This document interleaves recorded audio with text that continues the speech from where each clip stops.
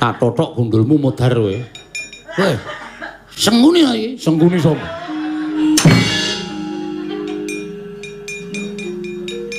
Ngapa kowe? Lho sik. Tak totok gundulmu modar kowe. Mungsu wong edan ki cilaka aku. Wong edan piye? Piye? Nyawang aku ora? Nyawang aku ora? Nata mantra Prabu Baladewa. Dewaning pintu wasit jero-jero yen para sura darsana dipuji manjana damel. Cilaka iki.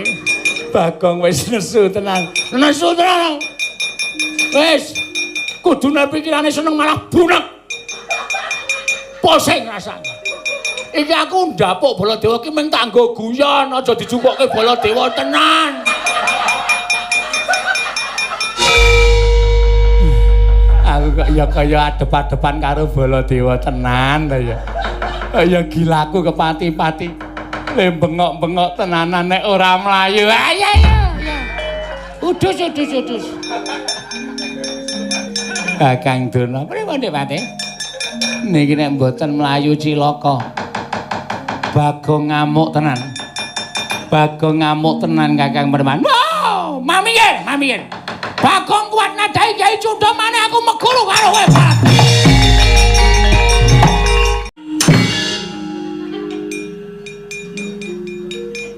Ngapa kowe? Lho sik. Tak totok gundulmu modar kowe. Weh. Sengkuni iki, sengkuni sapa? Sik. Waduh, kacamataku ta. Darantasena. Heeh. Nganten apa? Nek kowe maju mati. Mati kajenge. Pon kula tekate mati mbok men.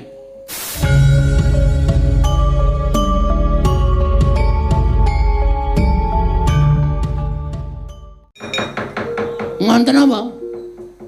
Nek kowe maju mati. Mati kajenge. Pon kula tekate mati mbok men. Urip ngrekoso tenan iki. Ketoke merdikane kaya dijajah. Golek apa-apa kangelan. Mayang ya menang kene. Aiso pindah-pindah. Sabar ana watese agi kulon Pragawe duwe wates kok. Iya ning sabar. Wong sing ditresnani karo sing gawe urip kuwi wong sing santai, sabar.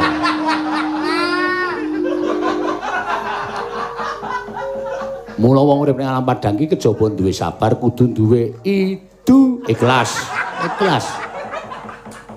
Nah. Kanthi sabar lan ikhlas kowe bakal wong dadi wong sing ketimpal. Ketrima. Ya. Ora ketimpal.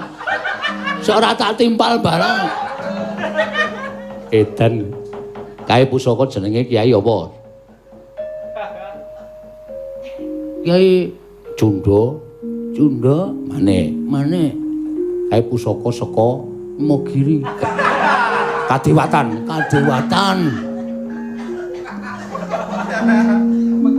Kae tamake gunung jugruk segara umep. Asat ya kena, umep ya kena. Padha-padha ampuhe. Heeh. Nek ming kowe tus ngono terus manjur mati. Mula aku ngeman karo kowe. Mbangane kowe mati, kowe tak slametke. Lho mra. Ora mati ya dislameti. Oh sik to. Tak slametke beda karo tak slameti. Kowe kena maju ning syarate ana. Syarate apa? Kowe aku tak manji ning awakmu. Men kowe nek ditamani Cundha manik kowe ora apa-apa. Nane? Iya. Ayo gawe liwat ndi? Oh sik to. Aku iki sapa to? Darantasena. Ora basa. Oh iya. Lupa kok Lubiu. Pon gak mancing liwat pundi?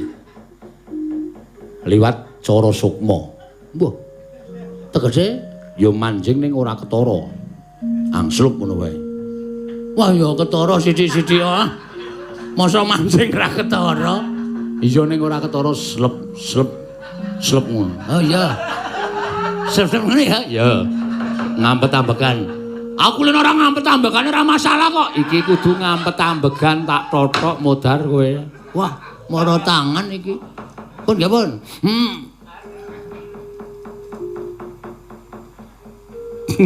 Lho. Kok malah guyu? Ngene ajeng dileboni sok guyu e. Totok modar. Wis, pun wis. Wis lah, kok ora brendel. Ora. Dandan padahal bentuke beda lho, kudune nek mlemplung-plung awakku ya melu melar dadi gagah ngono kok ora iki jan iso ampun tenan Ndara Antaséna. Ha iya. Kowe ora bebuang pirang dina kok. Hah? Ora bebuang pirang dina. Wis ana meh 2 minggu e. Kok temumpuk nang kene.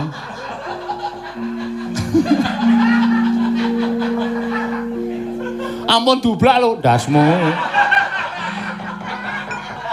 Begawan Donayo, aku tandingmu rekanane. Os. Gondok. Blegeku gek sak dulita mel. Nala Gareng iki ora pangling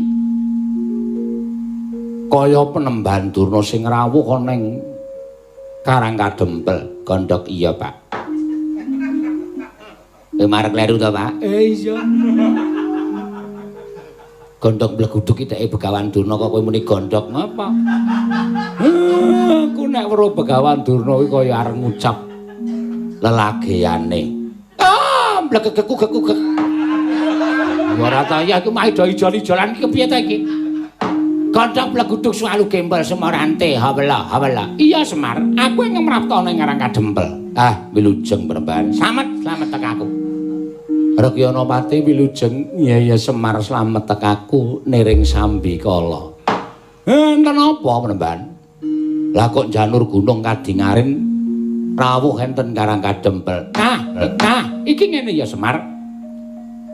Sawise santata nggonku ngadhep ning ngarsanmu Semar Badranaya ning Pedukuhan Karangkadempel kene lan wis tok wenehi Purbawasesa nggonku bakal ngandhake apa ta wigatine dene aku sowan ning Karangkadempel. Siji tilik marang Kararjanmu lan sak anak-anakmu kabeh dene tungkap angka 2. Sowanku iki ora saka karepku dhewe nanging diutus dening anak Prabu Duryudana nanjihake babakan sasmita yang mesti nampa dening anak Prabu Duryudana babakan ya kuwi wahyu ing bakal tumedhak ana ing jagat.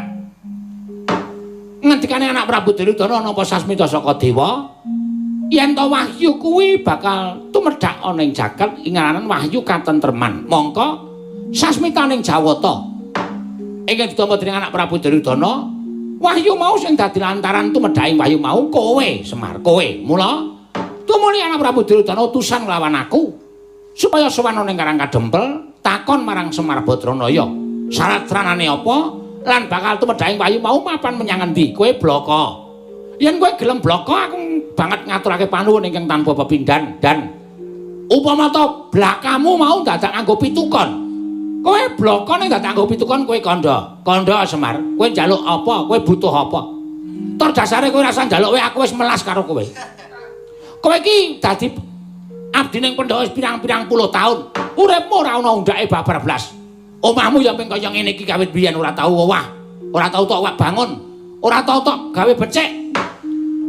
Uripmu ya sarwa sekeng mlarat. Mula iki ana dalan supaya kowe dadi wong sugih, dadi wong sing kajen keringan.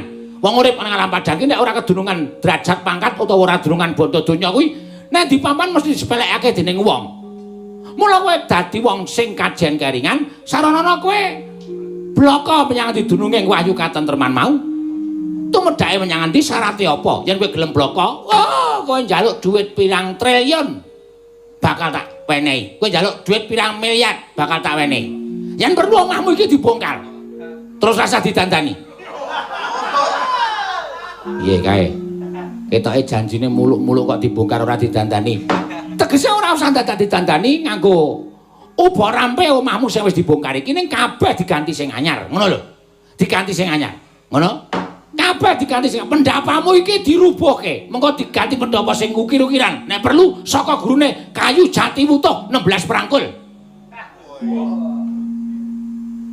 Semar. Apa sing dingendikake Kakang Durna kuwi pancen kepara nyata aku dadi seksi. Mula iki mung gampang banget lho. Iki gampang banget kowe mung cukup waloka wae, kowe mung cukup bloko. Tumedhaing wayu kuwi eneng kene syarate iki. Kuwi engko gampang. Kowe nyuwun apa wae bakal keturutan. Apa kowe nyuwun kreta kencana ingkang ditretes inten, ditarik kuda 8 cacahe. Kowe nek ndi-ndi ora usah dadak kangelan nite kreta. Saben kreta liwat para kawula ndodhok nyembah karo kowe. Apa ora jeneng kajen keringan. Lho, kowe rungokno Semar. Kowe bakal diwane kreta kencana.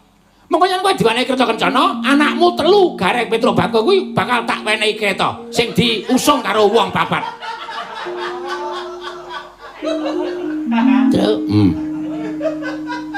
Lumayan iki entuk angkutan. Angkutan apa to kuwi goblok banget to. Kreta diusung wong papat iki bandosa. Wah, tapuk cangkeme. Kosike. Sabar. Rasa kesusu, sabar. Ngono? Kowe nyuwun apa bakal tak wenehi. Wis. Ning yen kowe ora gelem nduduhke sarta ora gelem menehi ngerti, menyang endi tumurun ning wahyu katentreman lan apa syarat-syaratane. Oh, Semar, tinimbangane aku bali ditukani anak Prabu Duryudana, luwung aku nang kene, najan dadi ndeking pengamun-amun. Nek perlu aku kudu ngruda peksa karo kowe. Aku ora bakal wedi karo kowe, ora bakal sulap karo kowe Semar Batranaya.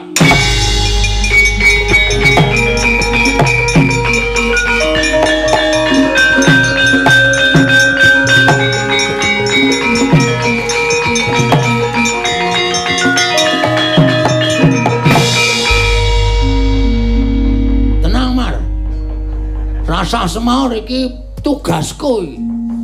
Weh, Bagong anggere eneng kaya ngene iki terus ketok asline. Penemban Durna. Lho, iki Bagong. Ha iya. Apa kok ngene iki Petruk? Tegese kowe iki ora ngerti wayang. Iki Gareng kae Petruk iki Bagong dadak bengok. Oh, iki Bagong. Oh, kalimat yang tidak perlu diutarakan. Ngapa kowe ngadep ning arep aku? Ngene ya, Mbah. Tak omongi, nek kowe pamer brana picis karo Semar, kuwi ora mempan. Nek kowe pamer derajat pangkat karo Semar, kuwi ora mempan. Mergo pendak dina aku Gareng karo Petruk ki sowan karo bapak ki mesti diparingi dawuh. Le, wong urip ki aja ngawula karo bondo donya. Wong urip ki aja ngawula karo derajat pangkat. Elinga. Urip ki embane kaya wong ngimpi, pati, pesti jodoh kuwi tibane kaya maling ora iso dinyono-nyono. Ngono? Saiki entuk dhuwit miliaran, triliunan, sesuk modar sapa sing ngerti? Hah? Terus Semar tok iming-imingi bondo donya. Semar ki nek gelem sugih wis biyen-biyen, Mbah. Wis biyen-biyen. Semar ki nek gelem dadi wong sugih biyen-biyen. Semar Suwita Ratu ngendi wae ditampa. Semar ditanting, Semar kowe njaluk apa? Kowe kepengin apa? Ditanting karo bendarane biyen. Ning Semar ora tau kepengin njaluk apa-apa. Syukur watuk kowe. Ya men. Semar nek gelem dadi wong sugih mbiyen-mbiyen tak omongi. Ning Semar ki uripe pancen ya mung kaya ngene iki. Mergo Semar duwe saloka jroning uripe. Wong ki ditemeni lek dadi apa urip ning alam donya. Nek dadi ratu ya ratu sing apik. Nek dadi patih ya patih sing apik, dadi kawula ya kawula sing becik, dadi dukuh-dukuh sing apik, RT sing apik, dadi lurah-lurah sing apik. Kuwi salokane Semar. Ngono. Derajat pangkat ki mung sampiran bondo donya ki mung titipan ora tau digawa modar. Kowe tau weruh ana wong mati diruki dhuwit tau. Ha, kowe wae jajal ya sesuk. Penyakit to. Ameng bondo donya kok dumukke Semar, mbok keke aku. Piye kowe? Nesu ora positif iki piye kowe? Hah? Terus kowe ngomong karo Semar, kowe kandhar Semar, nek kowe ora gelem nduduhke ditumru ning wahyu, kowe bakal tak ruda paripeksa. Ha iki nang kene iki sing marai aku muntap ingsun. Mana? Hamba. Nesu tenan aku nek kowe arep nuduh paripaksa karo Semar. Semari bapak kowe. Semari tangan tengene sing gawe urip wong tuwa kuwi sesembahane sing nomor loro sawise nyembah karo sing gawe urip. Ngono. Aku tarta. Rudha paripeksa, bener. Kepamer, keparat, kepamer. Gugu karepe dhewe. Nek rudha paripeksa boleh, silakan. Silakan. No comment. Sik. Maksude piye maksude? Ora masalah lho, no problem. Problem kok no comment. No problem. Ada kowe. Ora masalah. Problem apa problem? Padha wae. Problem ya kena problem ya no problem. Ora apa. Anggere kowe iso nglangkahi kuandane Bagong boyongan Semar, peksanan Semar. Ning kosok baline, nek kowe arep jajal karo kekuatane Bagong, ning kene iki ana piyayi tak gawe wirang tenan. Oh, metu njaba. Ah iso, wis kulino aku nek tak kenjaba. Metu njaba ya metu njaba, dimate Kurawa diketapi tenan.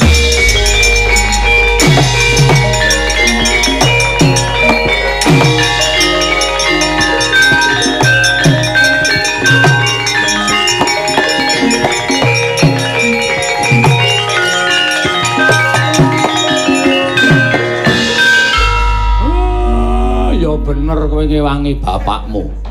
Ning nek wis dadi kaya ngene iki jenenge tembung kriwikan dadi grojogan, geguyon dadi tangisan mergo saka lambemu.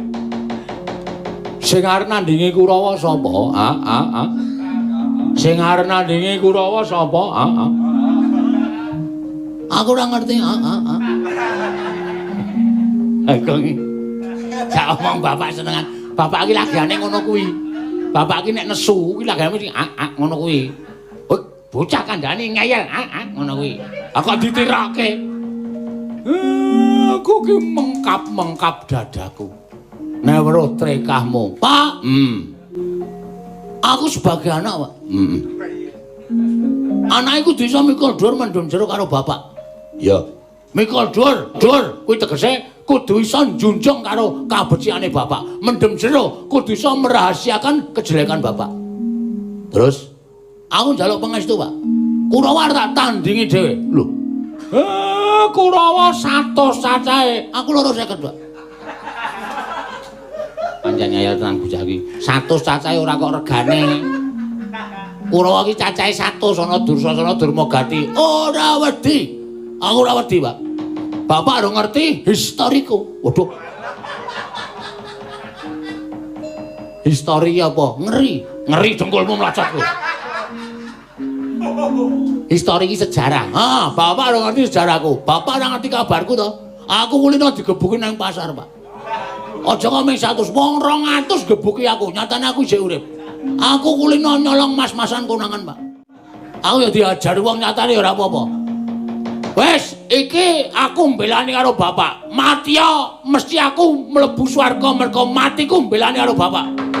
Tandangane. Nek ngono aku melu le, nek ngono aku melu. Rasa do melu. Kowe anak sing ditresnani karo bapak. Petro ya anak sing digolo-golo karo bapak. Nek kowe mati bapak mesti sedih. Nek kowe mati, Pak. Nek aku kuwi anak sing paling disengiti. Ora, Bagong. Kowe iki ya tak tresnani. Alah. Pajake wingi joto kaidet aku ora dhewe ada. Ngerti aku dikandani tanggaku si Poniman. Poniman barang kok melu gitu. Kalau Gong, bapakmu dom-dom duit kowe ora kei dhewe. Aku ora apa-apa, Pak. Aku ora apa-apa. Neng lihatlah. Anak sing tok tresnani karo anak sing tok sengiti iki luwih ngabekti anak sing tok sengiti, Mer. Ngerti? Pancen kowe wani tandang ana. Nah, ketok lehmu tega karo aku. Bisa to cah iki? Aku kok tau nandangi Kurawa ki aku men mati, Men mati. Terus anakmu sing do teng pendana matane kuwi do ngapa kuwi? Do ora ngerti belani karo bapak wae piye? Iki piye nala gareng? Wis yo, tak ewangi yo. Tak ewangi. Ndek pamrih kowe. Duwe pamrih ngewangi aku. Men ketok ning ngarepe bapak. Ya ngono apa piye? Aduh, aku ki ngewangi lahir batin ya, Gong. Aku ki ngewangi lahir batin ya, Nyuk. Ora ndek pamrih apa-apa. Nan, tenan. Ning ki Aku sing maju nomor 1 aku lho. Iya maju nomor 1 nomor 4 nomor 5 sakarepmu.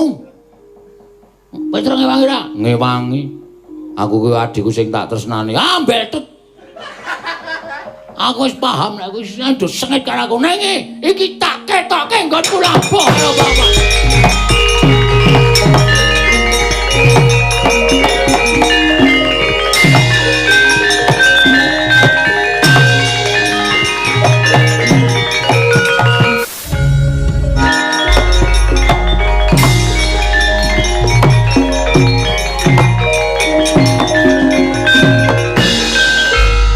Keperanggul mungguing ayuda kebapak bawat nyobentar kebapak nyomungguing aloko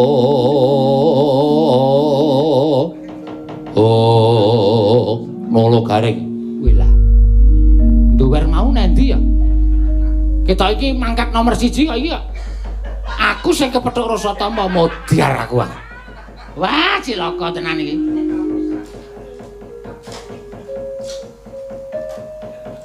lho kok kowe mburi Kang aku liwat mburi omahe tapusi wis tandangi penake tandangi penake jengkulmu mlacot aku mengewangi kok kowe mangsamu aku ki mengewangi kowe mau saka ngendi geronge lho nek wis asem ki rasa digerongi rasane Pancasila apenane nata wayang ndak ndasku mumet. Kirong lasem rasa muni ora apa-apa, goblok.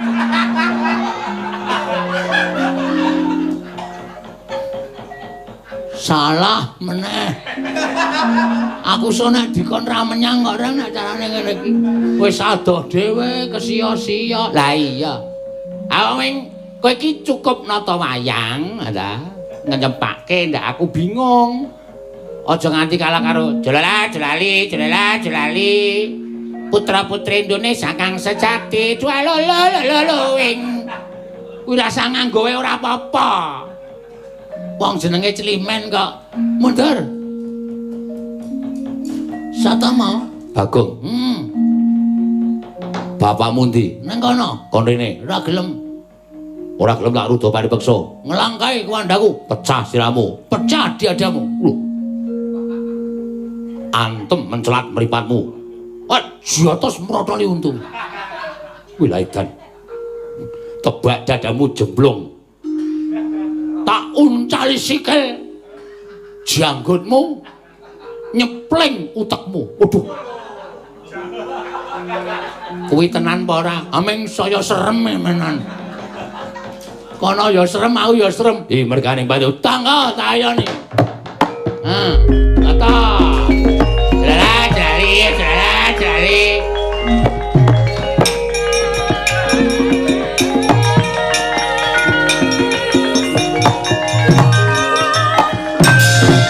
Ora apa-apa, ora apa.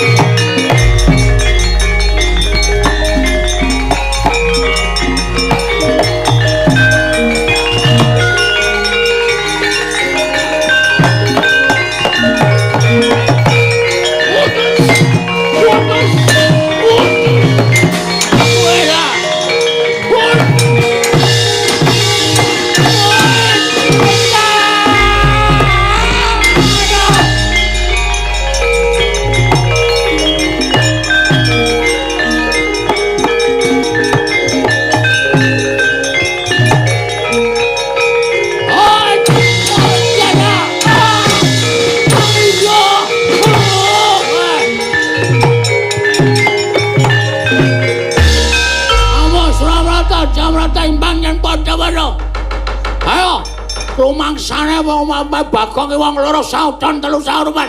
Kurawa ora bubar ayo. Nata Mandura Prabu Baladewa mati terus.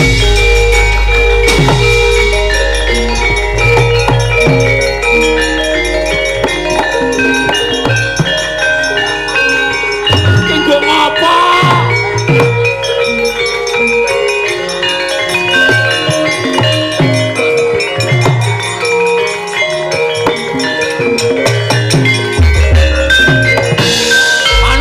ing jalanan iblis lanat srayani binatang senguli iki Bagong us aja ngawuh gawar-gawar lek nomor panmu gatene agamamu jungune sak nata mandira Prabu Baladewan pitawasi jatra nampa rasa napa ni manjaba iki manjaba pudarjana lan sapiturut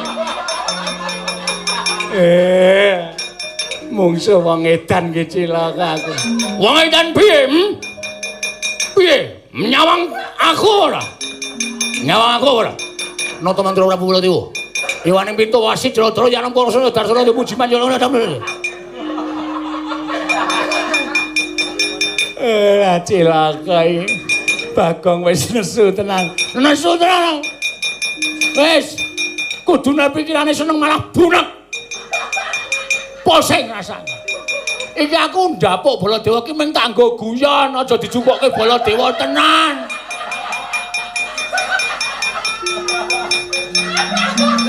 Melu mayang seprono blas ora gatake jejeki modal.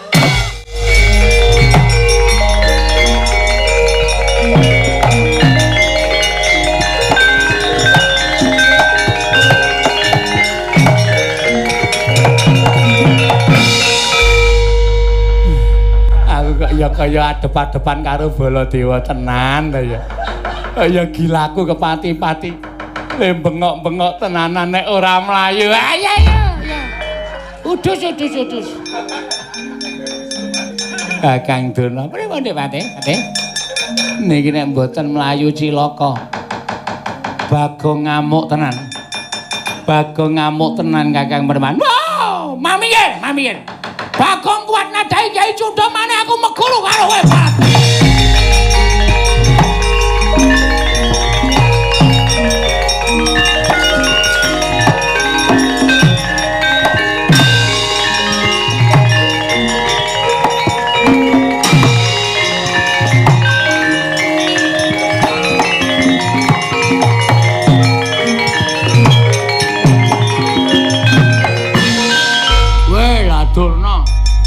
Wong licik kowe. Wong licik kowe urung kalah wis gawa pusaka Kyai Cunda maneh apa to anggap aku wedi mati ha. Bagong wis sumpah mbangane urip kanan kaya ngene mung ketula-tula ketoyong-toyong. Arep mangan dadak ngedol pitik. Arep pasok listrik dadak nilai tanggane. Arep nyicil kendaraan dadak mrana-mrana. Mergo ora iso nyambut gawe luwung tekaning pati tak wujud ayo kowe apa aku sing tekaning pati ngapa kowe lho sik tak totok gundulmu modar kowe senguni iki senguni sapa sik waduh kacamataku ta Darantasena nganten apa nek kowe maju mati. Mati kajenge. Pon kula tekati mati mbok men. Urip ngrekoso tenan iki. Ketoke merdika ning kaya dijajah. Golek apa-apa kangelan. Mayang ya menang kene. Iso pindah-pindah. Sabar ana watese agi kulon Pragawe duwe wates kok. Iya ning sabar. Wong sing ditresnani karo sing gawe urip kuwi wong sing santai, sabar.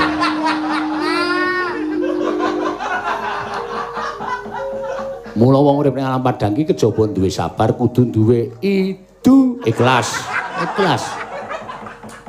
No. Kanthi sabar lan ikhlas kowe bakal wong dadi wong sing ketimpal. Ketrima. Ya. Ora ketimpal. Sok ora tak timpal barang. Edan. Kae pusaka jenenge Kyai apa? Kyai Cunda maneh. Kae pusaka saka Mogiri. Kadewatan.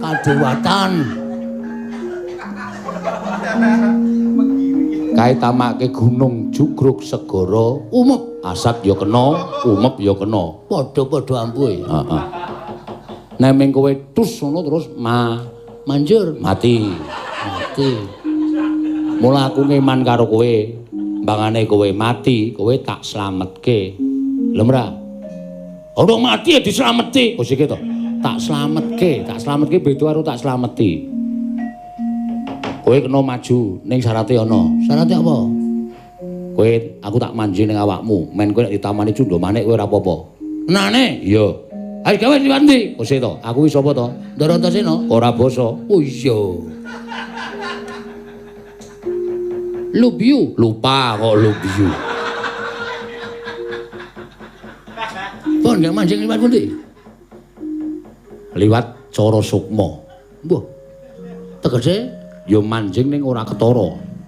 Angslup ngono wae. Wah ya ketara sithik-sithik ah. Masa mancing ra ketara? Iya ning ora ketara slep ngono. Oh iya. Slep ngene ya? Ya. Ngampet-ambekan. Aku len ora ngampet-ambekane ora masalah kok. Iki kudu ngampet-ambekan tak totok modar kowe. Wah, mara tangan iki. Pun nggih pun.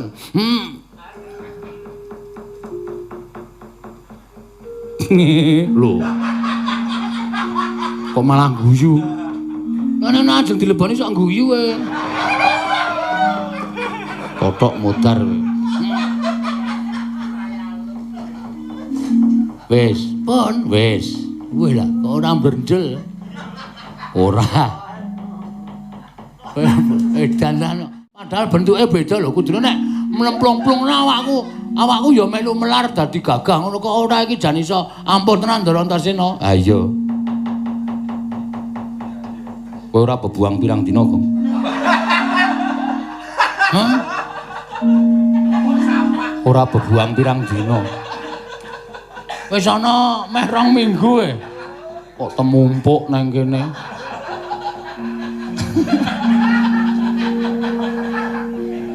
Ampun dublak lho ndasmu. Begawan Donayo, aku tandingmu rekanane.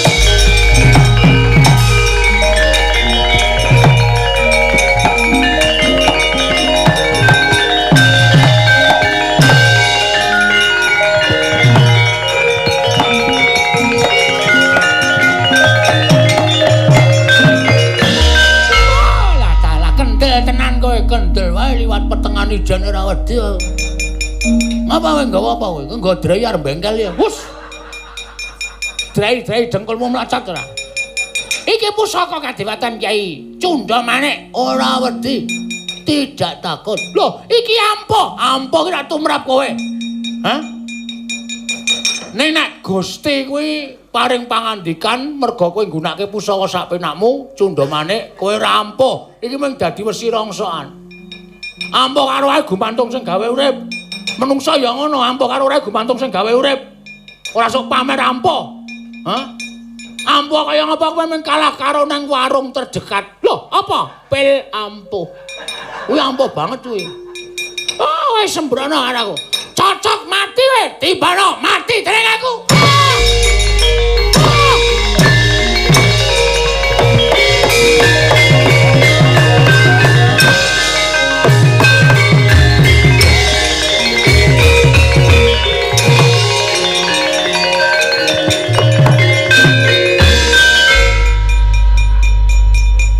Gleleng banget kowe. Cah kontrengane. Ayo iki jeneng wong pilih tanding boboting kentrang.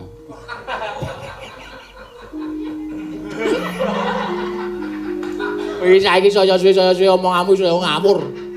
Saploke lockdown 6 sasi kok. Pilih tanding boboting itu boboting kentang. Kentangmu bobote pira? Nyok abote. Kanggo mlaku nyok turuk-turuk ngono. Lho, iki ana ketoprak pentas wae ya aku. Anggere tak golek iki suarane ngendi iki kok turuk. Wah, ana toprak pentas. Tak goleki mlayu iki malah kentongane saya cepet. Waduh, wis perang kae aku ya.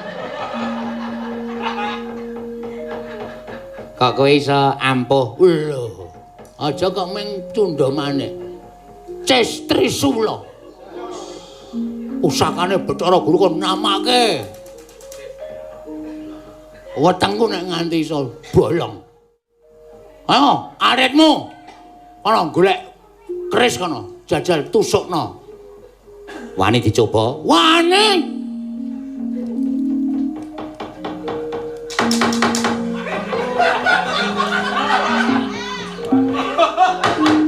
Ayo.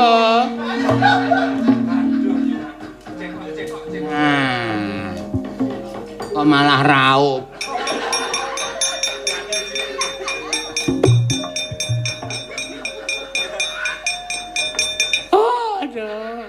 Mumet sirahku tenan. Nek nganti ora nyata. Awas kowe tenan. Asli aku nek ora dadi wong ora tau pamer ning sing dadi bukti nyatane. Ha cundha maneh wae mental apa meneh apa iki? Keris lok pira we? Oh, anya, milianya. Engko nek mbane tak tujahke ngono kuwi engko kowe lara dicoba sik alon sik. Kok alon to? Langsung bles kono ora masalah. Engko nek aku mati ora masalah wis to. Kowe ora ndek keluputan ora dihukum. Iki wis mergo mung tes debus. Waduh. Debus. Ya. Tumung kula Bapa Ngakasa, ibumu Perprastiwi. Hah? Ibu Pertiwi, kok tumungkul nak ibune Prastiwi. Ah Prastiwi iki cendhik kok kon temungkul. Tenan cendhik banget. Alon sik ya. Ya alon sik ana apa. Hei. Kok gede ya, Reng? Kene ora ampuh ora. Rumangsane coba buanter. Es. Wes, Reng. Kebeler. Wih, oh kene tatu kok ya. Wah, iki kok sik antasenane kok ora mandi iki. Cilaka iki tatu e. Sik, Dret, tak golek anu. Wo, wis metu ya.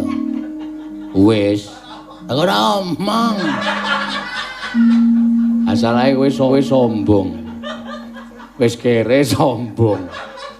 Ora watakku e. Tiwas tak kon nyoba iki kebeler iki. Nah yo dite. Lho. Nggo ngopo? Tuku ten saplos. Apa? Ten saplos.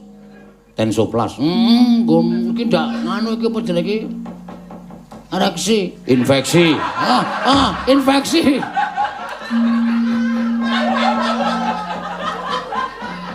Sone nek ra iso omong cara modern, ora usah sok omong. Kuwi lho luka basa kuwi infeksi.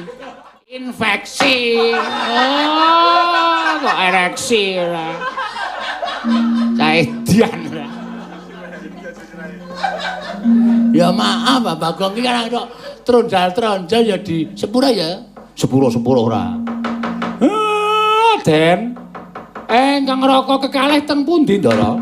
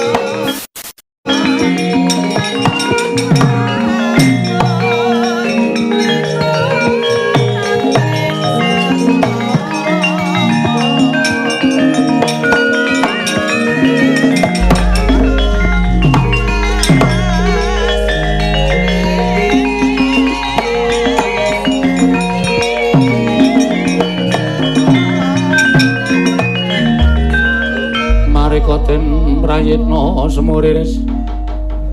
semuriris eka balik titiyani gandayani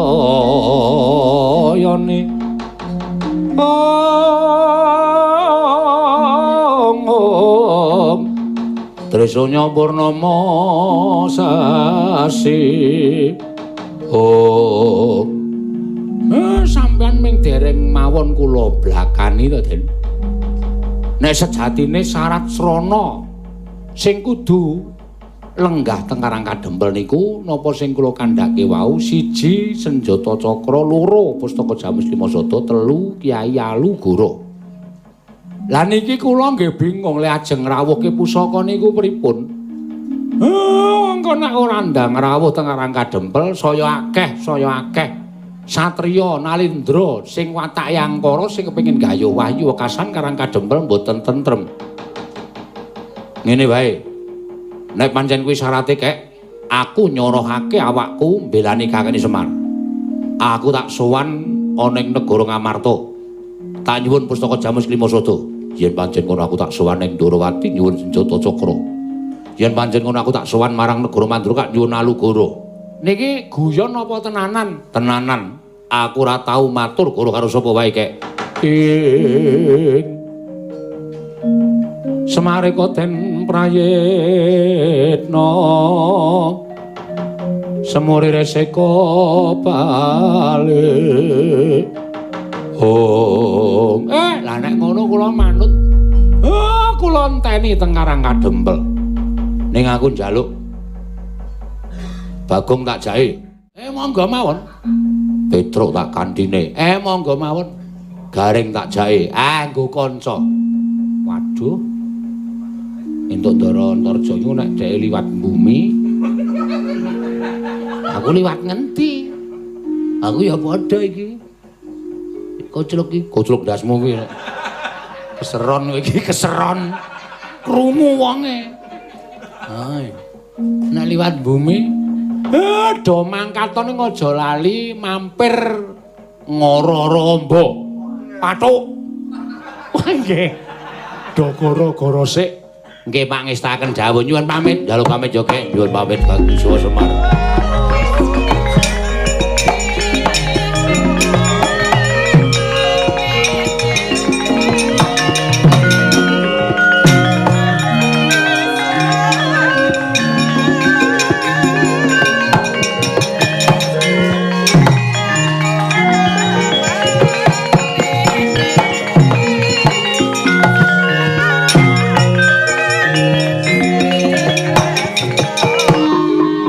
Doro. Iki kaya anak lanang Antasena ingkang sowan. Antasena sowan gage timbal ana wikatine apa? Antasena sawise satata nggonmu ngadhep mara diake matu urung nggir ana wigati apa? Matur sembah nuwun Pakde. Sepisan ngaturake bekti, angka 2 sowanku ora saka karepku dhewe. Dadi seksine ya kuwi Bagong.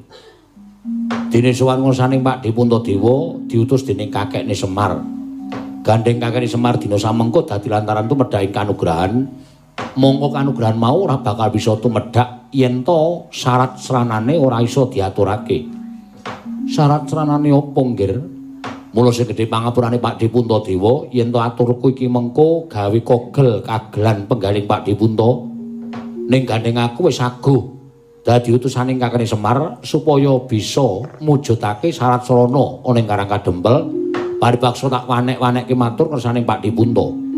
Nggir, aku iki wong tuamu dhewe, mara gage matura.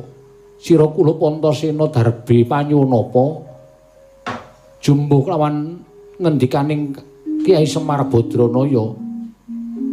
Aku sowan kersaning Pakde Darmakusuma nyuwun ngambil pustaka Jamus Myang Jimat Limasada. Ora kita ngomong tulegeng kedheping paningal kudu lenggah ana ing Karang Kadempel dadi syarat sarana tumedhaing wahyu katentreman Pakde Punta. Gunjang ganjing langit kelap-lapaton lirikin sanging risang mawe gandrung in cah bambung Antasena. Bapak Jodipati eneng dawuhmu apa? Mula saiki gage petungan kanggo narar sing ganep. Pustaka Jamus Limasada kuwi dudu pusaka bain-bain nanging kuwi panguripaning para Pandhawa.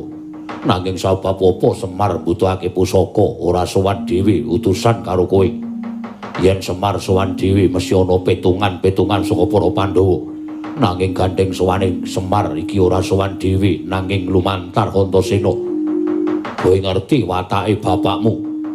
Aja kok mung anak dhewe, najan kuwi bojoku dhewe yen pancen Sajae nyubriyani mesti bakal tak cubriyani. Mbuh kuwi pancen panjalmane mungsuh apa dudu. Mula kang songoku yen kowe bakal nyuwun pustaka Jamus Klimasada kudu dibuktekake dhisik kaya Antasena tenan apa ora. Wela dalah.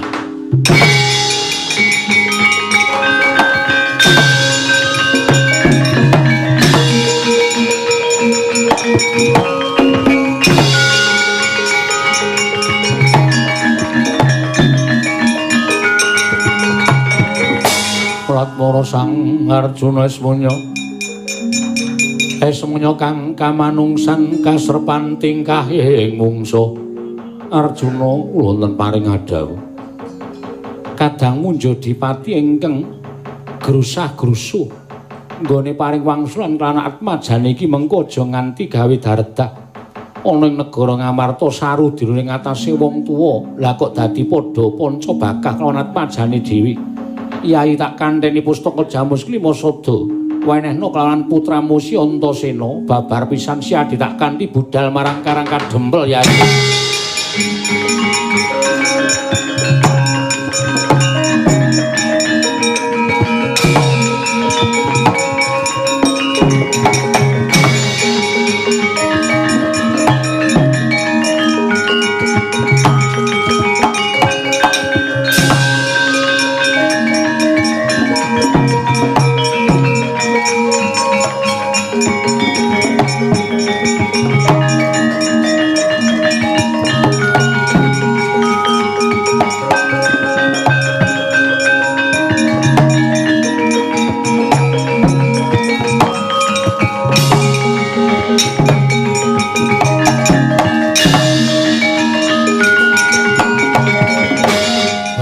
Bapak nek Cubriya karo aku. Monggo aku nggawa Bagong. Bagong dadi seksi. Aturku marang ngersaning Pakde Puntadewa. Wah, Bagong ora iso dadeke seksi. Bisa uga kowe karo Bagong wis pidak jempol nebu sauyun kethek seranggon. Wah, lah wis pancen curiga aku. Wah, curiga apa? Cubriya karo aku tok anggap aku mungsuh. Rasa melu kok. Nek pancen bapak ora percaya karo aku, arep dikapake aku manut. Wah, aku ngaku ya Antasena. Yen kowe kuat nadai sikilku, Kakang Mas Werkudara.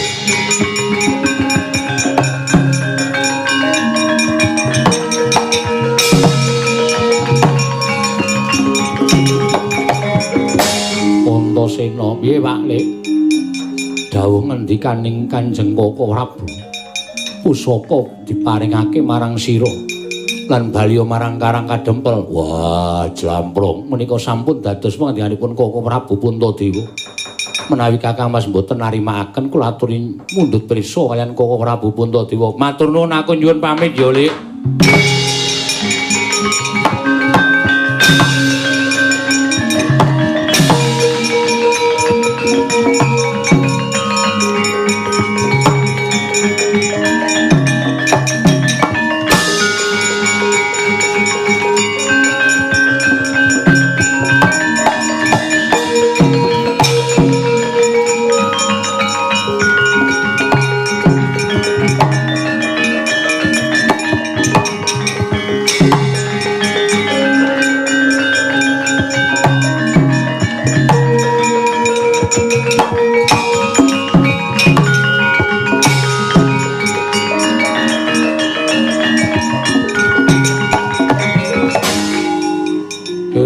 Tyan Gatotkaca tinon mapak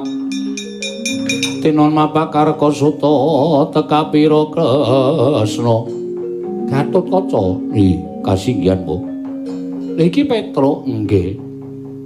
Ana wigati apa Petruk? Ning ngaten, udu kowe. Wis. Gatotkaca napa? Dipun utus dening Kyai Semar Badranaya. Bilih Kyai Semar badhe dados lantaran tumedhahing kanugrahan nanging syarat serananipun Karang Kadempel kedah linenggan pusaka Ndarawati. Lho. Pusaka Ndarawati kasinggihan. Pusaka Ndarawati apa? Inggih menika senjata cakra Kanjeng Prabu.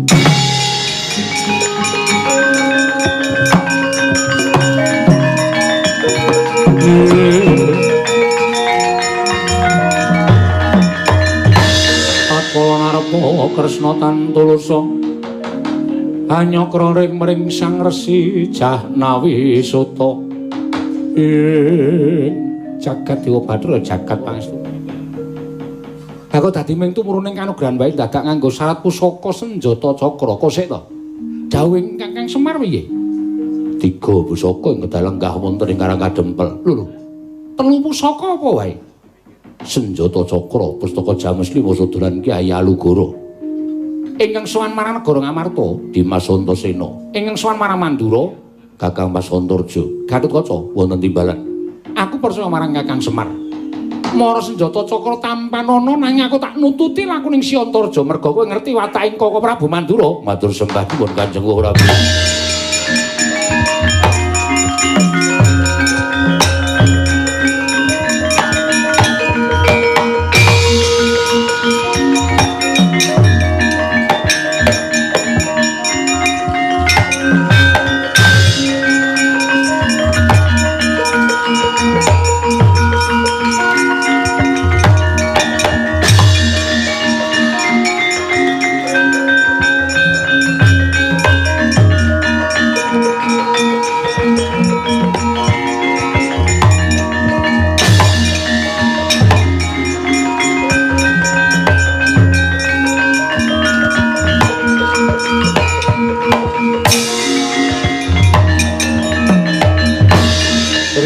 Dewa Narpati Tuwinares Kresna langkung tresnanira iladal Antarja inggih kula kasinggihanmu ene om wale-wale menapa suwan ngersa paduka Kanjeng Prabu Mandura dipun utus dening Siwa Semar Badranaya lho diutus dening Kakang Semar wigatine bilih samangke Siwa Semar Badranaya dados lantaran tumedhahing kanugrahan. Nanging sedaya menika mboten saged kelampahan menawi mboten saking pambiyantu paduka Kanjeng Wahing Mandura. Pambiyantuku kudu kepiye aku? Kedah maringaken ngampil pusaka negari Mandura inggih menika Kyai Alugoro, Wah Prabu.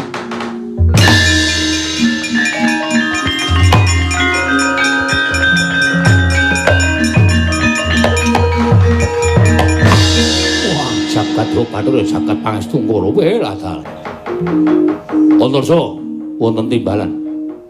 Mesine kowe weruh Kyai Alugoro kuwi ora sak bae ning pusaka. Kuwi pusaka kadewatan dewa sing paring kelawan awakmu ing Mandura. Lah kok dadi Kakang Semar mbutake Kyai Alugoro kuwi wigatine mungkin ari srana tumedhaing kanugrahan. Apa ora matur marang Kakang Semar? Yen pancen mbutake Kyai Alugoro kon tekan ngene dhewe. Aku tak weruh tembunge Semar kaya ngapa? Ora sautusan karo kowe. Wo, kula ingkang dipun pitados. Menawi ngantos kula mboten mboyong pusaka Kyai Alugoro, kula badhe dipun dukani dening Kyai Semar Badranaya. Kosek. Semar nyendukani karo kowe tak dukani kowe wedi karo ndi? Kula ajri kalian Kyai Semar Badranaya. Iblis lanat karepe iki. Wah, menungso tatanan sayali binatang. Wah, nias karo Baladewa. Milani karo Mandura Prabu Baladewa. Wah, dalah tegese kowe wani karo Mandura Prabu Baladewa. Kowe wani karo wong tuamu dhewe. Padha karo kowe bobote abot Semar tuwani Baladewa. Antarja, kowe ora minggat karo Mandura, kene margane patimu, Koko Prabu, Koko Prabu.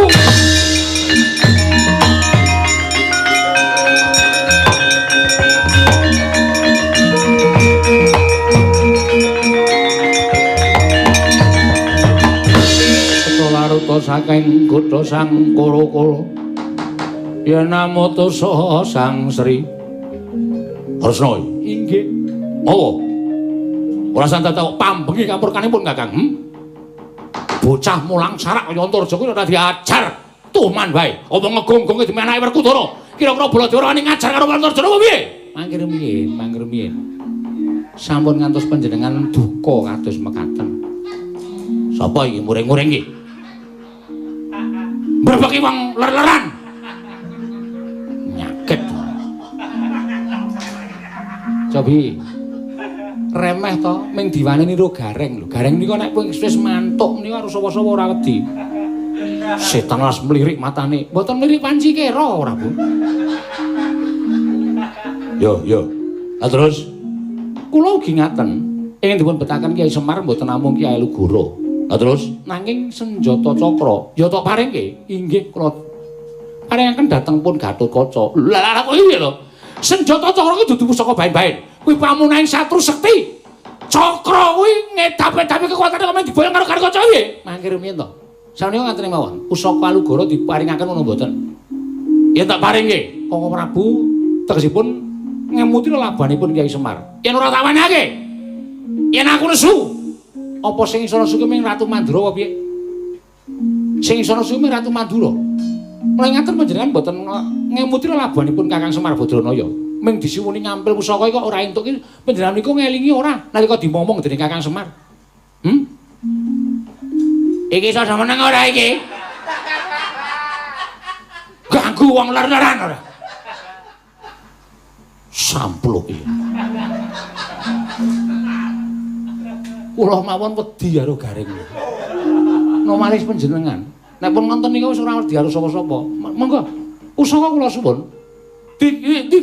Dikone ndi teng Karang Kadempel. Lah isa arupan Kakang. Panjenengan kula dherekaken sowan dhateng Karang Kadempel. Oh ngono, iya, ya.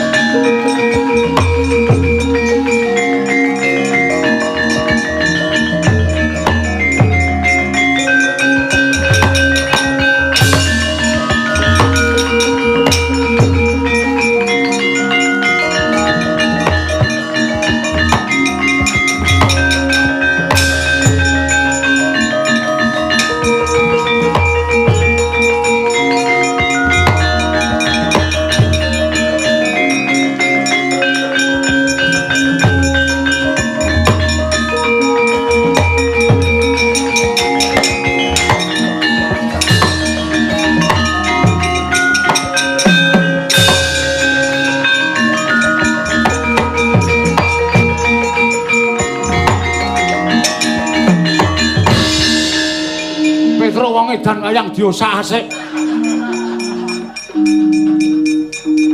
Gareng karo apa? Ajang teng riku niku.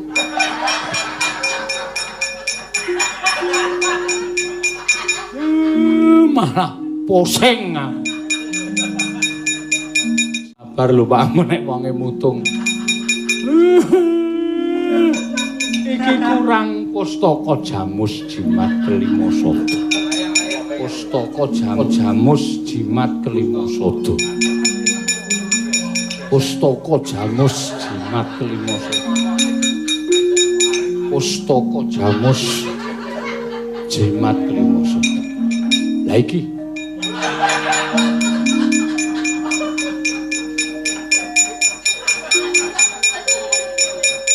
lagi.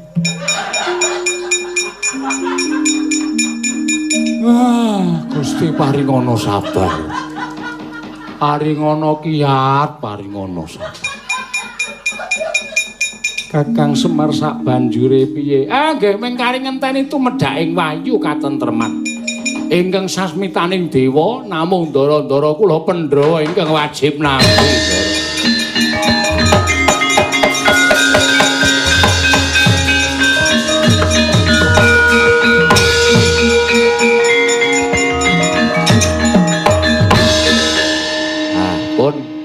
Pun dikondurke ya Kakang Semar ngaturake panuwun nggih.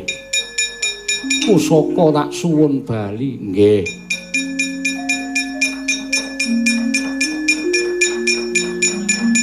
Ngaturke panuwun Kakang nggih. Petro kuwi nggonku. Oh iya. Nyo. Nggon aku padake ora. Aduh. Salah wong Kancing Gelung ki bolongane cilik kok teng susu-susu. Mugi-mugi Pandhawa tetepa dados satriya piniling para Jawata utusaning adil ing badhe ambabar katentrem Mandara.